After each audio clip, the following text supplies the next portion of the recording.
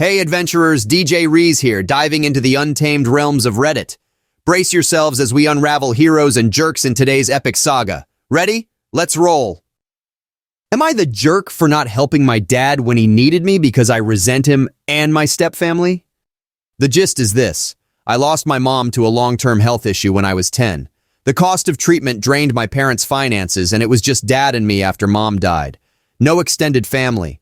Dad started dating when I was 12 and he met Jane. After a few months, he told me her son had a form of brain cancer and was very sick, and that they were getting married and he would be helping to take care of her son.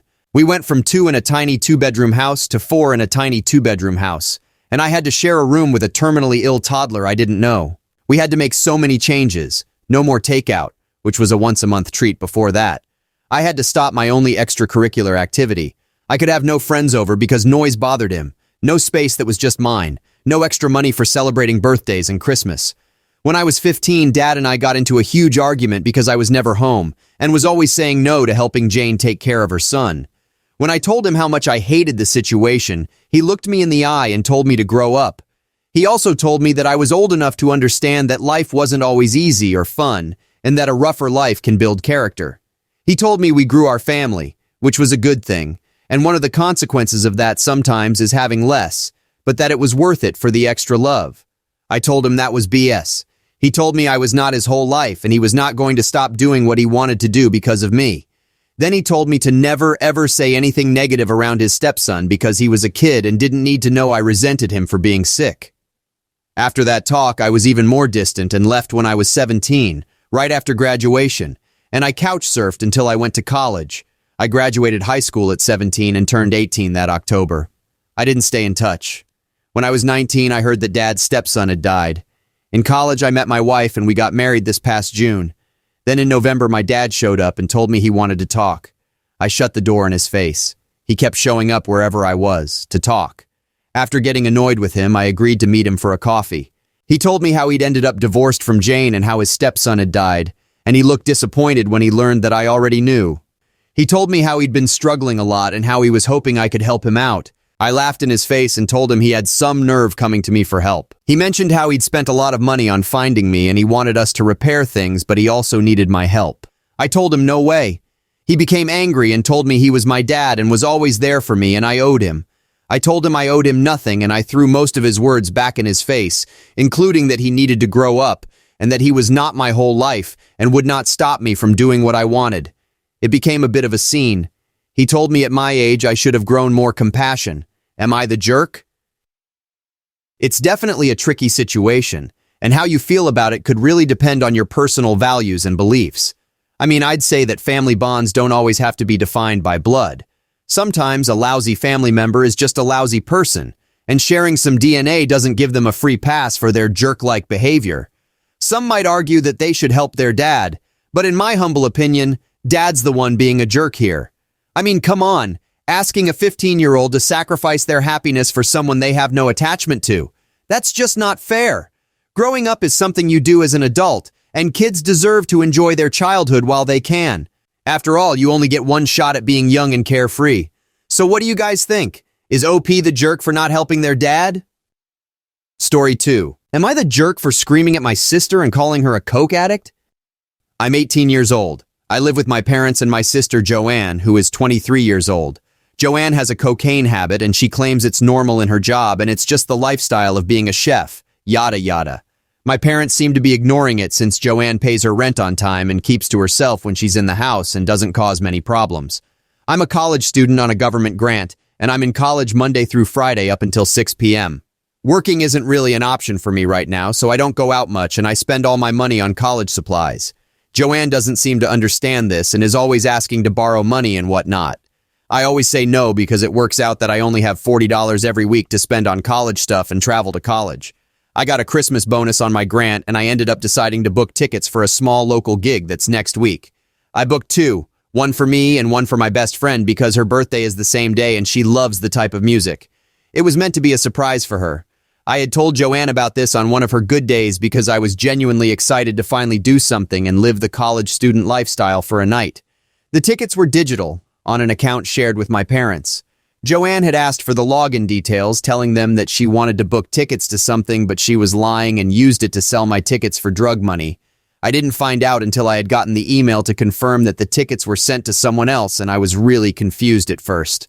I checked and they were sent to someone that Joanne knows. I went straight to her when she got home and asked what the hell she did, and she tried lying, but I showed her proof it went to someone she knows and told her I wanted my money back then and there. She told me it was gone already. I lost my mind and started yelling at her because it wasn't fair. My mom was just in from work and I was screaming at my sister, who was crying at that point, saying she was sorry and she didn't know it would upset me this much. My mom got involved and told me to keep my voice down and that we'd talk about it later, and I told her to shut up and stay out of it. I ended up saying something along the lines of, "Why is it fair that you get to do this to me when I've never even drank alcohol or smoked weed? Why does the cocaine addict get to be the golden child but not me?" My mom stepped in and put a stop to it then and there, and my sister had started screaming back at me for what I called her. My mom said that was out of line and she just made a mistake. I told my mom her mistake cost me the only night out I'll be able to have all year, so she should hear what I have to say about it. My mom thinks I was in the wrong for what I said, and my sister won't even look at me, even though it's been 3 days and I've tried apologizing. Am I the jerk? Dude, what in the actual hell? No, you aren't the jerk for being mad that your sister stole something from you. You have every right to be pissed. I think your mom is also a jerk for downplaying the whole situation. And you said you even apologized also? There's no way I would have apologized in this situation because you did nothing wrong. You told her the truth, and if that upsets her, maybe she should reevaluate her decisions. Your mom needs to seriously have an intervention with your sister if she's so far gone that she has to steal money from her own sister to buy drugs. You are not the jerk at all, OP. Story 3. Am I the jerk for banning my husband from speaking to my sister because he won't stop debating her about politics? My sister Marie, 29, and her husband Zach, 40, had their first child, a beautiful baby girl, 2 months ago. They have been pretty nervous parents, so when my husband Tom and I were invited to finally meet our niece, I was thrilled. Except I was worried about Tom making a butt out of himself. You see, Tom and Marie have always had a hard time getting along because they do not agree on nearly anything, and Tom has always gotten a kick out of challenging Marie on their differing views because they are both very opinionated. The thing is, to Tom, it is funny to watch Marie react when he says things to provoke her, and Marie always wants to prove his views wrong. In his head, because she was in grad school for social sciences, she finished right before having her baby, and is knowledgeable about the topics that Tom wants to argue about, Marie shouldn't have a problem with debating him because it's literally her job. In the past, both Tom and Marie have initiated these arguments, and they have both been guilty of taking it too far in the past. But ever since she got pregnant and had a baby, Marie has calmed down a lot, whereas Tom still tries to bait her into debates about touchy subjects, mainly politics and personal values. This got to a point where Marie blocked him on all social media a few months ago. Before we went to visit, I asked Tom to just be nice to Marie and Zach and not start anything. Tom said that he would try his best. I told him I would be very upset with him if he tried to bait Marie or Zach into an argument. Tom started out the evening pretty strong and kept to himself, until it was revealed that Zach was going to be the one to stay home with their daughter. Tom made a comment like, "Oh, I thought Mom was supposed to do that." Zach said that it was pretty rude for Tom to say that, and when Tom asked how, Zach told him that moms can have careers too, and that Marie shouldn't give up all the hard work she just did. Tom started on a tangent and Marie cut him off and told him to either quit or leave because she's done entertaining his nonsense. Tom laughed it off, but it was still very awkward after this. We didn't stay for long after, and when we got home, I told Tom that I am done with him embarrassing me and that he's not allowed to join me whenever I visit Marie again, if I'm even invited back. I told him that it doesn't make him look smart when he always insists on having these conversations, that it just makes him look like an idiot and makes me look like a fool. Tom said I'm blowing this way out of proportion and that it's not his fault that they got so offended, and if anything, they were the rude ones for kicking him out over his opinion. But Marie didn't do anything to him this time. She didn't snap back at him, she didn't call him names, she just asked him to stop. Am I the jerk? Am I being unreasonable? Oh, trust me, bringing politics into family gatherings is like opening a can of worms you can't close. It's all fun and games until someone gets offended, and then it's a downward spiral. Your husband, in this case, seems to be acting like a pesky fly, always buzzing around Marie just for a reaction. It's not a good look, and he really needs to grow up and learn some social graces. If they can't play nice, why force them to share the sandbox? Keep them apart, and everyone's happier. You're definitely not the jerk here, OP. Sometimes we need to step in and manage our loved ones' interactions to keep the peace. Good luck navigating those family gatherings. Story 4. Am I the jerk for revealing a personal secret about my fiancé because his parents kept calling me a gold digger? My fiancé, male 33, comes from a well-off family, and I, female 29, come from a working-class family. His family is nice, but they can't help just throwing comments at me about how I might be a gold digger. For example, if he buys me something, they'll go, "Oh, Jason bought you that? You know what this looks like, right? And wait, Jason paid for this?" Only gold diggers make their partners pay for stuff all the time, just saying. It's so demeaning, and my fiancé does nothing to stop it, especially now that he's in a bad place in life after he lost his job. And since he's keeping it secret, I'm the one paying for everything. This has been going on for 4 months. Last week, his parents invited us for dinner, and he insisted that we go, so we went.